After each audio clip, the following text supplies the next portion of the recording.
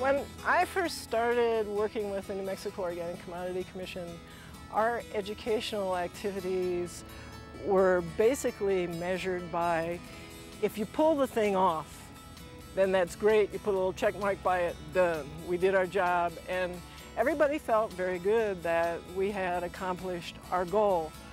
What changed for us when we started working with risk management education is that we were no longer measuring our success based on whether or not we had pulled off a particular event, but we were measuring our success on what the results for the producers who attended that event were. And that whole sensibility now has moved into every aspect of our work, so that we're not just sort of checking off particular workshops or other activities as accomplished and then moving along, but rather really trying to investigate what the results for producers have been and using that as our measure for how successful we are.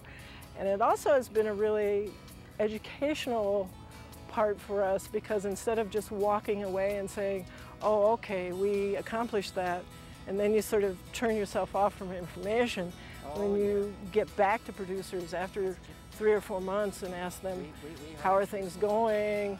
What did you really take away from this workshop that you are using?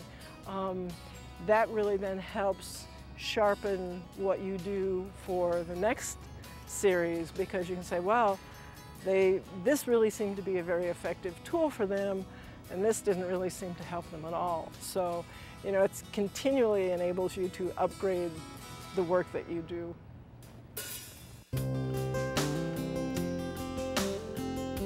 We do ask producers at the workshops to try to make some kind of commitment. We feel that that really helps to sort of clarify in your mind what you have taken away from a workshop, to sort of put it in the form of a commitment or a plan that you are going to carry out. It might be very simple, just a commitment to investigate a particular market. We have the producers actually write it down on the evaluation that they plan to certify organic within a year or whatever.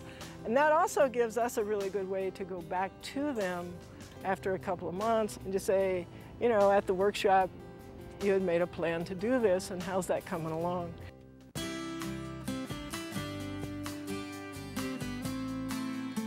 The collaborations are really important for us. One aspect of it is that a lot of what we are doing with workshops can be very technical, and we want to make sure that we combine, when we have to bring in somebody who is going to be very technical, we want to also bring in somebody who's doing the same kind of thing on a practical level, so that the producers aren't sitting there thinking, well, that's great, that's book learning, but how does it really apply to what I'm doing? What I'm finding now is that through collaborations, we're really able to sort of extend the reach of the results for the producers. Everything that we do out here, I have learned out of workshops and from recommendations for reading and whatnot that have come out of workshops.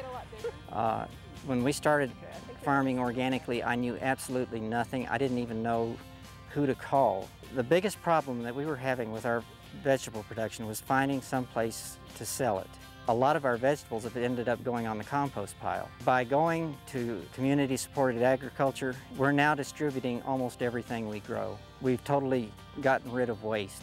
The ideas didn't stay in the workshop. They're being put to work right out here in the field for me now. As a result of this project, 47 producers researched and identified a new market, along with the risks associated with diversification. 4 completed the steps necessary to apply for organic certification. 14 implemented improved record-keeping systems.